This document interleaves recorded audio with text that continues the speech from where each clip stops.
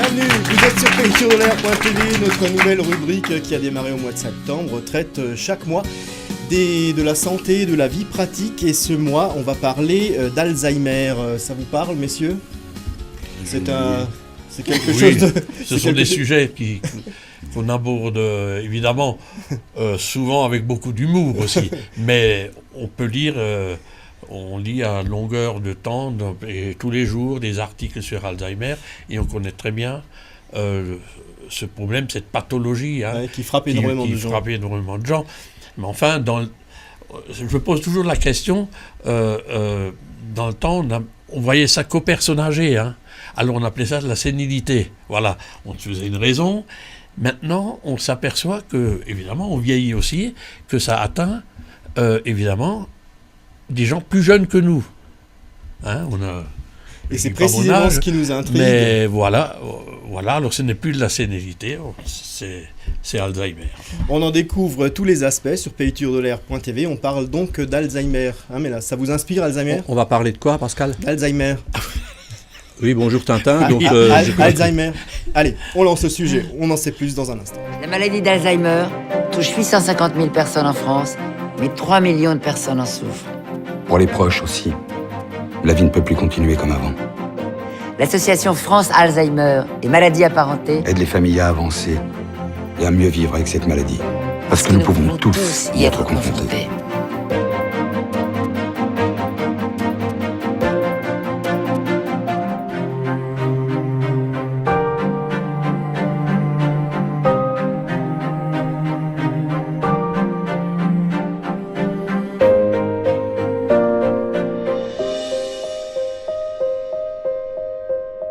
Une grande injustice. C'est ce que j'ai ressenti il y a 5 ans lorsque maman a été diagnostiquée. Elle avait 57 ans et moi 35. Elle était trop jeune pour être malade et moi j'étais trop jeune pour être aidante. Et aujourd'hui je peux l'affirmer, c'est au début qu'on a le plus besoin d'aide. Car j'en aurais eu besoin à ce moment-là. Parce que pour moi, cela a été très dur. J'étais professeur des écoles en maternelle et j'avais 2 enfants en bas âge. J'avais choisi ce métier parce que je l'aime bien sûr, mais aussi pour avoir du temps pour ma famille. Mais tout ce temps, c'est à ma mère que je l'ai consacré. Les mercredis, les week-ends, pendant les vacances. Je ne faisais que de m'occuper d'elle. J'allais la voir tout le temps, pour lui faire des courses, lui faire à manger, lui tenir compagnie, l'emmener au restaurant, au cinéma, dans les magasins. Je faisais tout pour qu'elle se sente vivante. Et puis au début, il faut faire tellement de démarches pour obtenir des aides à domicile, et cela demande aussi énormément de temps. Pendant ces premières années, j'ai eu le sentiment d'avoir sacrifié mes enfants. Bon, ils ont compris, ils ont été autonomes très vite.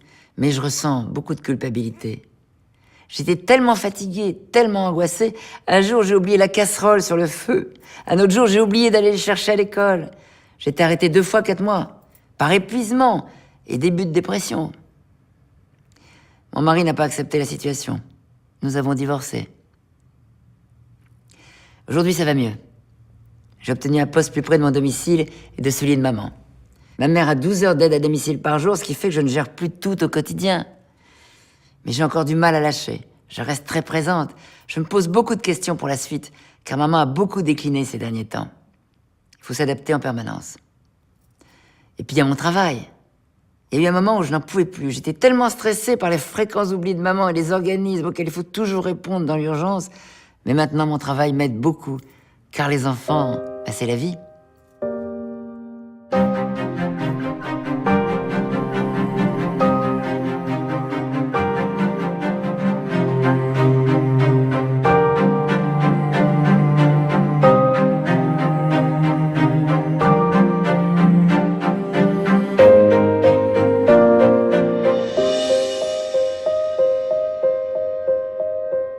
Michel, tu as pensé à changer de boîte ? Voilà le genre de questions que l'on me pose aujourd'hui, 2 ans et demi seulement, après avoir appris que ma femme était atteinte de la maladie d'Alzheimer. Cette question, on ne me l'aurait jamais posée avant. Mon travail de manager était reconnu au sein du grand groupe qui m'emploie. Il est toujours reconnu par la 40aine de personnes que j'encadre.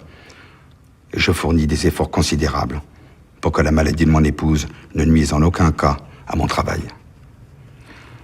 Nous avons 54 ans tous les deux. Elle est complètement dépendante de moi et j'ai aussi la charge de nos 2 grands-enfants étudiants. Mon travail, mon revenu régulier, c'est donc notre survie à tous. Alors je fais tout pour le garder. Je ne me repose jamais, car je prends sur mes jours de congé, sur les week-ends, sur les vacances, pour emmener ma femme en consultation médicale, effectuer toutes les démarches pour avoir des aides liées à sa maladie. Ma société prévoit la possibilité de travailler de temps en temps à domicile, mais ce n'est pas compatible avec mon poste, qui me demande d'être auprès de mon équipe. La seule possibilité offerte par l'entreprise que j'utilise, ce sont les horaires flexibles. Je ne pourrais pas faire autrement. Mais malgré tous ces efforts, je sens bien qu'on me pousse chaque jour un peu plus vers le placard. Est-ce que j'ai eu le tort de parler de ma situation à mes chefs? Mon chef N+2, comme on dit, s'est montré compréhensif, car son père est atteint de la maladie d'Alzheimer. Et il sait ce que c'est. Mais mon chef direct, lui, me pénalise. Il me note moins bien qu'avant. Or, les notes comptent dans ma rémunération, qui a de ce fait baissé. Alors, est-ce que je pense à changer de boîte? Pas pour l'instant, non. Je me dis que ce statut d'aidant familial, n'étant pas du tout reconnu dans le monde de l'entreprise, je n'ai d'autre choix que d'accepter certaines vexations. C'est une situation difficile, très angoissante, et parfois humiliante. Les entreprises parlent beaucoup de politique sociale, de diversité, mais la diversité, c'est prendre en compte toutes les situations particulières. Une maman célibataire, une personne handicapée, un aidant familial. Malheureusement, on en est encore loin.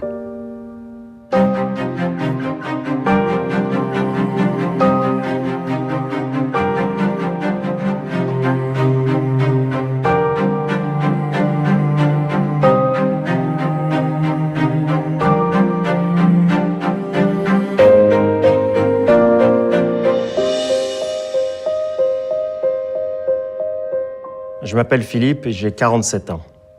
Et ma femme Lisiane, de 13 ans mon aînée, souffre depuis 8 ans de la maladie d'Alzheimer. Je suis facteur et j'ai beaucoup de chance, car je ne travaille que le matin de 7h à 13h, 6 jours sur 7. Je peux donc passer beaucoup de temps avec Lisiane.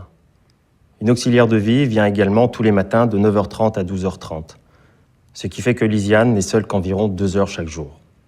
Malgré tout, lorsque je suis au travail, je suis toujours inquiet.